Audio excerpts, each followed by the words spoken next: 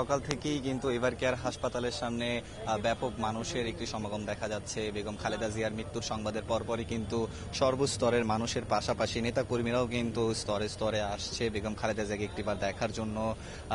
এই মুহূর্তেও কিন্তু কিছু নেতাকর্মী কিন্তু এভার কেয়ার হাসপাতালে প্রবেশ করেছেন। কিছুক্ষণ আগে আমাদেরকে বিএনপি নেতাকর্মীরা ব্রিফিং করেছেন। তারা জানিয়েছেন 7 দিন ব্যাপী বিএনপি শোক পালন করবে। কেন্দ্রীয় কার্যালয় সহ সকল দলীয় কার্যালয়ে 7 দিন ব্যাপী কালো পতাকা উত্তোলন করা থাকবে। 7 দিন ব্যাপী দলের নেতাকর্মীরা কালো ব্যাজ ধারণ করবে বলে আমাদেরকে জানিয়েছেন রুহুল কবির রিজভী।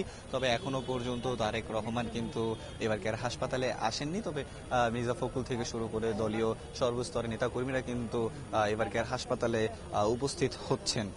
আপনাকে একটু জানিয়ে রাখতে চাই, এই সময় কিন্তু শোক প্রকাশ করেছে দলের সর্বস্তরের নেতাকর্মীরা। তারা জানিয়েছেন সংকট এবং শোক মাথার উপর যেমন মায়ের ছায়া থাকে, সেই ছায়া থেকে বঞ্চিত হবে এখন থেকে দলের সকল নেতাকর্মীরা।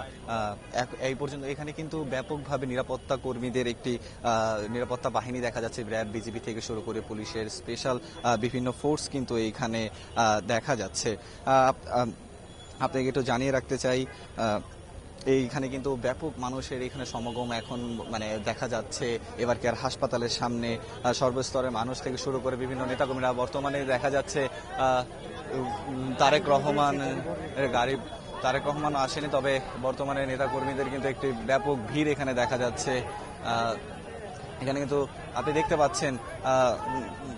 দেখতে পাচ্ছেন এখানে কিন্তু নেতাকর্মীদের প্রবেশ কিন্তু করছে বর্তমানে। তারেক রহমান কিন্তু এই মুহূর্তে বের হচ্ছেন এবার কেয়ার হাসপাতালে থেকে, এমনটাই কিন্তু আমরা দেখতে পাচ্ছি। এই মুহূর্তে তারেক রহমান বের হচ্ছে। ব্যাপক মানুষের কিন্তু এখানে ঢল সমাগম এখানে বর্তমানে দেখা যাচ্ছে। আপনাকে একটু জানিয়ে রাখতে চাই, বেগম খালেদা জিয়া বাংলাদেশ জাতীয়তাবাদী দল বিএনপি চেয়ারপারসন, যিনি 1971 সাল থেকে 3 বার বাংলাদেশের প্রধানমন্ত্রী হিসেবে দায়িত্ব পালন করেছেন। তিনি বাংলাদেশের প্রথম নারী প্রধানমন্ত্রী এবং মুসলিম বিশ্বের দ্বিতীয় নির্বাচিত নারী সরকার প্রধান। বেগম জিয়া 1946 সালের 15ই আগস্ট দিনাজপুর জেলায় জন্মগ্রহণ করেন।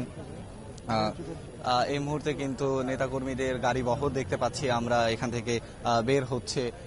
ব্যাপক মানুষের সমাগম এখানে দেখা যাচ্ছে। সেই সাথে সাথে উৎসুক জনতার একটি ভিড় এখানে লক্ষ্য করা যাচ্ছে। তারেক রহমানের গাড়ি বহর কিন্তু আমরা বর্তমানে এখন দেখতে পাচ্ছি। এই মুহূর্তে তারেক রহমান পরবর্তী নির্দেশনা আমাদের কাছে এখনো আসেনি।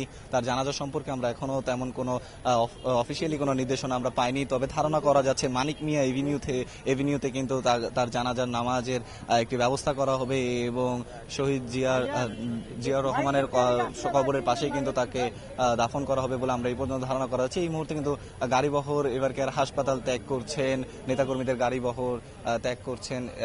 এখানে তারেক রহমান রয়েছেন। তারেক রহমান কিন্তু এখন এবার কেয়ার হাসপাতাল থেকে বেরোচ্ছেন। আমরা কিন্তু দেখতে পাচ্ছি সাদা গাড়িটিতে করেই তারেক রহমান আছেন। কড়াকড়ি নিরাপত্তা কিন্তু এখানে বহর করা হচ্ছে। এই মুহূর্তে আমরা দেখতে পাচ্ছি ব্যাপক নিরাপত্তার চাদরে কিন্তু ঢাকা এবার কেয়ার হাসপাতাল। তারেক রহমান এখন বের হচ্ছেন এবার কেয়ার হাসপাতাল থেকে। তিনি ভিতরে দেখতে এসেছিলেন তার মাকে। দলের সর্বস্তরের নেতাকর্মীরা কিন্তু আবেগ আপ্লুত হয়ে পড়েছেন। দলের এই মুহূর্তে সবাই কিন্তু তাদের নেত্রীকে হারানোর যেই শোক, সেই শোক কিন্তু তারা ভাষায় প্রকাশ করতে পারছে না। সবাই আবেগ আপ্লুত হয়ে পড়ছেন।